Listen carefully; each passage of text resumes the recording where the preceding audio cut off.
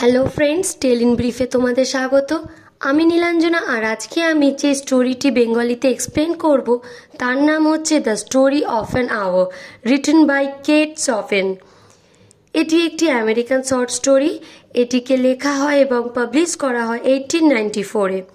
প্রথমে এই স্টোরিটি the dream of an hour নামে ভোগ ম্যাগাজিনে পাবলিশ করা হয়েছিল, কিন্তু পরে টাইটেল চেঞ্জ হয়ে হয় the story of an hour. এবার আমরা ক্যারেক্টার লিস্টটা দেখে নেব। ফার্স্ট ক্যারেক্টার হচ্ছে লুইস ম্যালার্ড, এই স্টোরির প্রোটাগনিস্ট, মেন ক্যারেক্টার। এনাকে মিসেস ম্যালার্ডও বলা হয়েছে। নাম্বার 2 ব্রেন্টলি ম্যালার্ড, লুইসের হাজব্যান্ড। নাম্বার 3 জোসেফাইন, লুইসের সিস্টার।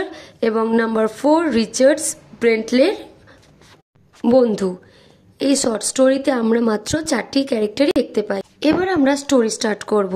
গল্পের শুরুতেই দেখা যায় প্রধান চরিত্র লুইস ম্যালার্ড একজন খুবই দুর্বল মনের মহিলা। এবার এক ট্রেন দুর্ঘটনায় তার হাজবেন্ড ব্রেন্টলির মৃত্যুর খবর নিয়ে আসে ব্রেন্টলির বন্ধু রিচার্ডস নিউজ পেপার অফিস থেকে খবরটি পায়। রিচার্ডস এই খবরটি লুইসের বোন জোসেফাইনকে দেয়।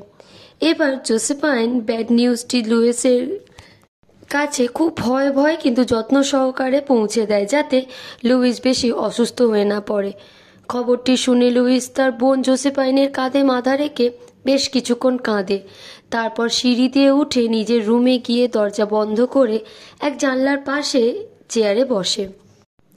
দুঃখিত মনে সে জানলার বাইরে দেখে স্প্রিংয়ের নতুন হাওয়ায় গাছগুলি নড়ছে, বৃষ্টির গন্ধ আসছে, নিচের গলিতে পাখিগুলো গান গাইছে, মেঘের মধ্যে যেন কাটা ঘাস উড়ছে।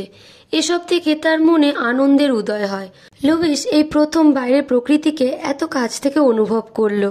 তার চাপা ঠোঁটে বেরিয়ে এলো 3টি শব্দ, ফ্রি ফ্রি ফ্রি। তার হাজবেন্ডের মৃত্যুর শোক, যে চোখটি লুইসের দিকে ভালোবাসার সাথে দেখত, আজ সেই ফেসটি তার কাছে মৃত দেখাবে। এই সব দুঃখ একদিকে, কিন্তু অপরদিকে তার নতুন জীবনের আনন্দ, যেখানে সে ফ্রিডম পাবে, নিজের ইচ্ছা অনুযায়ী নিজের মতো করে বাঁচবে, বিবাহের নিয়মগুলি আর মানতে হবে না তাকে। এসব ফিলিংসে লুইসের হার্টবিট বেড়ে যায় এক্সাইটমেন্টে। লুইস ব্রেন্টলিকে ভালোবাসত, আবার অত ভালোবাসত না। লুইস বুঝতে পারে এসব বিয়ে ভালোবাসার থেকে ফ্রিডম অনেক বেশি ইম্পর্টেন্ট। আনন্দে সে আবার বলে ওঠে, free, body and soul free. এবার জোসেফাইন ভাবে লুইস একা কেঁদে কেঁদে শরীর খারাপ করে ফেলবে, তাই সে লুইসের কাছে যায়। দরজার বাইরে হাঁটু গেড়ে বসে, কিহোল দিয়ে দেখে ভিতরে লুইস কি করছে এবং দরজা খুলতে বলে। লুইস হাসে, নিজের দীর্ঘায়ুর জন্য প্রার্থনা করে যাতে সে এই ফ্রিডম বেশি করে উপভোগ করতে পারে, যদিও সে গতকালই আর বাঁচতে চাইছিল না। লুইস জোসেফাইনকে আলিঙ্গন করে সিঁড়ি দিয়ে নেমে আসে। তখন দরজা খুলে হঠাৎ ব্রেন্টলি ম্যালার্ড ভেতরে আসে। অ্যাকচুয়ালি ব্রেন্টলি অ্যাক্সিডেন্টে মারা যায়নি। এদিকে লুইস ব্রেন্টলিকে দেখে চিৎকার করে পড়ে যায়। তারপর ডক্টর এসে দেখে বলেন যে লুইস হাজবেন্ডকে ফিরে পাওয়ার আনন্দে হার্ট অ্যাটাকে মারা গেছে, কিন্তু আসলে লুইস আনন্দে নয়, বরং দুঃখে মারা গেছে।